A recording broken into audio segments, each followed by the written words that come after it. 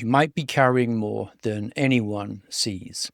You work, you provide, you deal with bosses, customers, bills, deadlines, noise, traffic, and pressure. You hold yourself together all day. Then you come home and one small thing happens. Your wife asks a question. A child is loud. The kitchen is messy. Dinner is late. Someone needs you before you have even taken your shoes off. Part of you thinks, I've been useful to everyone all day, and now I come home and get corrected here too. So you get sharp, or cold, or sarcastic, or you vanish into your phone. And maybe you say, I just need peace. And you might really need peace. But the danger comes when your stress becomes the atmosphere, the emotional weather of your home. Your wife and children start reading your mood before they relate to you. They wonder which version of him is coming home tonight. And that uncertainty drains your family. Your wife might have said, I never know what I'm going to get from you. Hear her warning. She might be describing the atmosphere you bring through the door. You might even feel angry that nobody sees the restraint you already showed today. You didn't say what you wanted to say to your boss. You didn't quit, you didn't explode at work. Then home gets the version of you that has no restraint left. Work matters, providing matters, and a man shouldn't be mocked for being tired. Real exhaustion deserves some respect. But pressure still needs government. Stress might explain the temptation to snap, but it doesn't make snapping just. Fatigue might explain the desire to withdraw, but it doesn't make emotional absence good.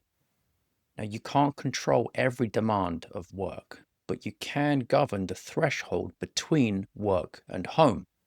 That threshold is a moral place. You cross from one set of duties into another.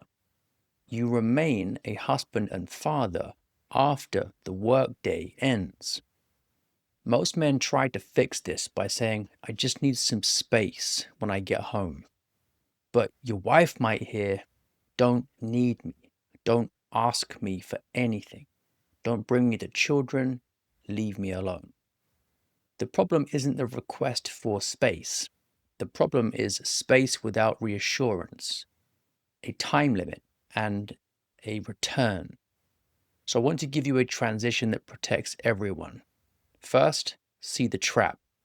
If your decompression makes the rest of the house anxious, you've moved your stress into them. You might need 10 minutes. Say so before your silence explains itself in the worst possible way. A wife can usually receive something like, I need 10 minutes and then I'll come back. She struggles to receive a slammed door, a blank face, or a man who says nothing and expects her to guess whether he still loves her. The reassurance matters more than the exact length of the break. You're teaching her that your calm down time has a door back into communion, not a trapdoor out of the marriage. That's why a man has to take his commute, his walk from his desk, or his first 2 minutes in the driveway seriously. If he treats that threshold as nothing, the home receives whatever work left inside him. So first, pause before you enter. If you drive home, sit in the car for 2 minutes. If you work from home, close the laptop and stand somewhere else before you rejoin the family. Make the sign of the cross and say, Lord, help me enter this home as a husband and father. Keep it plain, short, and serious. Second, name your state without dumping it on her. You can say, I'm glad to be home. I'm carrying a lot from work and I need 15 minutes to rest. I'm not angry with you and I'll come back at 6:30 and help with the next thing. That sentence reassures her, tells her the truth, sets a time, and promises return.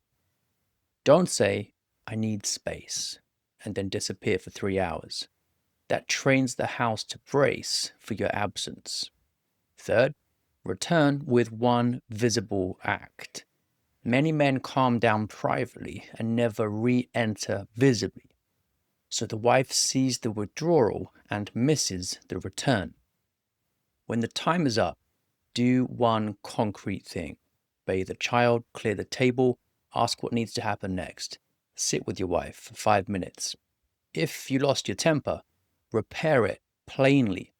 I was carrying work stress and I was wrong to make you pay for it. I'm sorry. I'm going to reset and re-enter properly. That sentence carries a lot more weight than an excuse. If 15 minutes is too long for the evening, choose 5. If 5 is too long, choose 2. The number matters less than the promise and the return. Your wife needs to know that your reset has an ending.